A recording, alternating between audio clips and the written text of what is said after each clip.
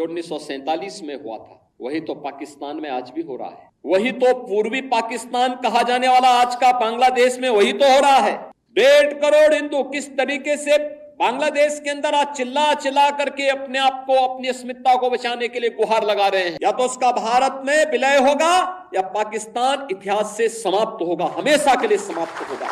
जो 1947 में हुआ था वही तो पाकिस्तान में आज भी हो रहा है। वही तो पूर्वी पाकिस्तान कहा जाने वाला आज का बांग्लादेश में वही तो हो रहा है। उस समय 10 लाख हिंदू एक साथ काटे गए थे। हिंदू, सिख, सभी थे, एक साथ काटे गए थे।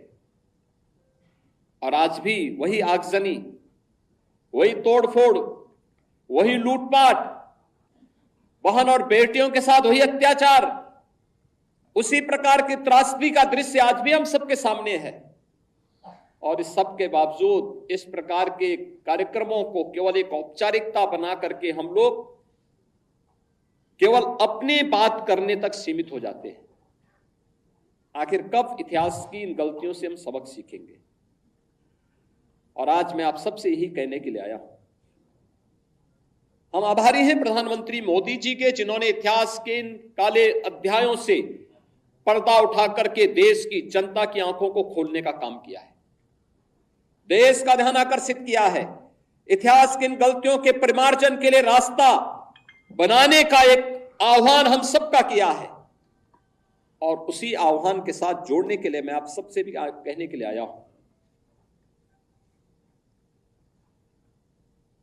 कि जो दृश्य 1947 में हुआ था वही दृश्य तो आज बांग्लादेश के अंदर हम सबको देखने को मिल रहा है।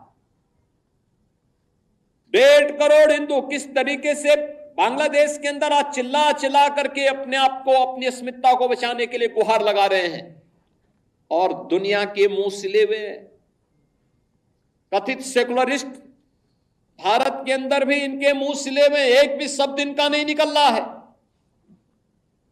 क्योंकि उनको भय है कि अगर इन निरीह कमजोर लोगों के इस पक्ष में इन्होंने आवाज निकाली तो इनका वोट बैंक खिसक जाएगा। वोट बैंक की चिंता है, लेकिन मानवीय संवेदना इनकी मर चुकी है। मानवता के रक्षा के लिए इनके मुंह से एक भी शब्द नहीं निकलने वाला है, नहीं निकलेगा, क्योंकि इन्होंने आजादी के बाद लगातार उसी प्रकार की राजनीति को प्रेरित और प्रोत्साहित किया, उसको लेकर के आगे बढ़ते रहे। ये लगातार बांटो राज करो की उस राजनीति के तहत ये लोग देश के अंदर कार्य करते रहे। अंग्रेजों से सत्ता इन्होंने उस समय प्राप्त की।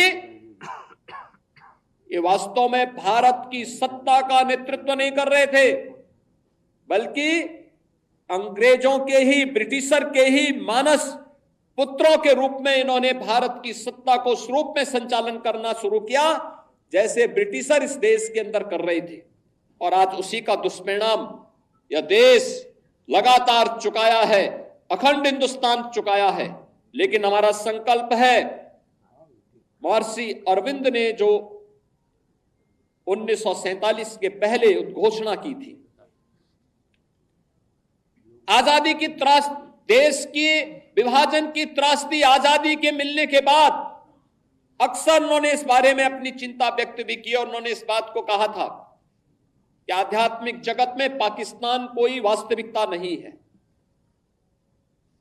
या तो उसका भारत में विलय होगा या पाकिस्तान इतिहास से समाप्त होगा, हमेशा के लिए समाप्त होगा।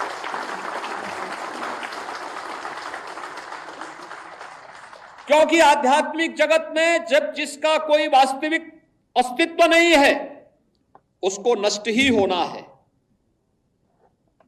और उसकी नष्टता, उसके नश्वरता को हमें संदेह की निगाहों से नहीं देखना चाहिए। हमें मानना चाहिए ये होगा, लेकिन इसके लिए हमें भी तैयार होना होगा, हमें भी अपने आप को तैयार करना होगा, हमें अपनी उन गलतियों का परिमार्जन करना पड़ेगा। जिन गलतियों के कारण विदेशी आक्रांताओं को भारत के अंदर घुसने, भारत के पवित्र तीर्थ स्थलों को अपवित्र करने, भारत की परंपरा और संस्कृति को नष्ट करने का एक अवसर जिन्हें प्राप्त हुआ था, उस प्रकार की गलतियों को, वह विभाजन की जो त्रासदी तक हमें पहुंचाया है, वह जातीय विभाजन के रूप में, क्षेत्रीय विभाजन के रूप में, भाषाई विभाजन के रूप में, इन सभी से उभर करके हम सबको राष्ट्र प्रथम के भाव के साथ मिलकर के कार्य करना होगा। भारत की आजादी इस बात के लिए हम सबका आह्वान कर रही है। और याद रखना, भारत केवल दुनिया का सबसे बड़ा लोकतंत्र ही नहीं है, ये लोकतंत्र की जननी भी है। जितनी स्वतंत्रता भारत ने अपने नागरिकों को दी है, दुनिया के अंदर इस प्रकार की स्वतंत्रता किसी भी अन्य देश में अपने नागरिकों को नहीं प्राप्त हो पाई है। हम सबको अपने संविधान पर गौरव की अनुभूति करनी चाहिए। भारत के संविधान निर्माताओं के प्रति अपार श्रद्धा और सम्मान का भाव व्यक्त करना चाहिए। हमें सरदार वल्लभ भाई पटेल की दृढ़ता का सम्मान करना चाहिए। हमें बाबा साहब डॉक्टर भीमराव अंबेडकर के प्रति सत सत नमन करना चाहिए, जिन्होंने अपनी पीड़ा को दबाने के बावजूद भारत की एकता और अखंडता के प्रतीक भारत के संविधान को भारतवासियों को प्रदान किया, जो संविधान आज भी हम सबका नेतृत्व करता है, हमारा मार्गदर्शन करता है। और उन सभी महापुरुषों से जिन्होंने भारत के संविधान सभा के माध्यम से भारत को दुनिया का सबसे बड़ा संविधान दिया, इस संविधान के माध्यम से हम सबको भारत के इस लोकतंत्र पर गौरव की अनुभूति भी करनी चाहिए। और इस लोकतंत्र के साथ मिलकर के कैसे हम लोगों को जो स्वतंत्रता मिली है, इन स्वतंत्रता के उन नायकों के प्रति श्रद्धा का भाव व्यक्त करना होगा, जिन महापुरुषों ने अपना सर्वस्व भारत की आजादी के लिए समर्पित करके अपने आप को बलिदान किया था। आज के इस अवसर पर भारत फिर से अखंड भारत की दिशा में अग्रसर हो सके, महर्षि अरबिंदो के सपने को साकार कर सके, उनकी भविष्यवाणी सच साबित हो सके, इसके लिए हमें भारत को 1947 तक, जब भारत अपनी आजादी का शताब्दी महोत्सव मना रहा होगा, शताब्दी महोत्सव 1947 में जब भारत की आजादी के 100 वर्ष पूरे हो रहे होंगे, उस समय एक ऐसा भारत जो विकसित भारत होगा, शक्तिशाली भारत होगा, सशक्त भारत होगा। उस सशक्त भारत के निर्माण के लिए प्रधानमंत्री जी ने आजादी के अमृत महोत्सव के अवसर पर जिन पंच प्रणों की बात की, उन पंच प्रणों में सबसे महत्वपूर्ण प्रण है और वह है नागरिक कर्तव्य। नागरिक कर्तव्य के प्रति हम जिस क्षेत्र में काम कर रहे हैं, किसी भी क्षेत्र में हो सकते हैं, शासन में हो सकते हैं, प्रशासन में हो सकते हैं, पुलिस सेवा में हो सकते हैं, व्यवसाय में हो सकते हैं, युवा हो सकते हैं, किसान हो सकते हैं, महिलाएं हो सकती हैं, समाज के किसी भी तबके में रहकर के वो कार्य, शिक्षक है, अधिवक्ता है,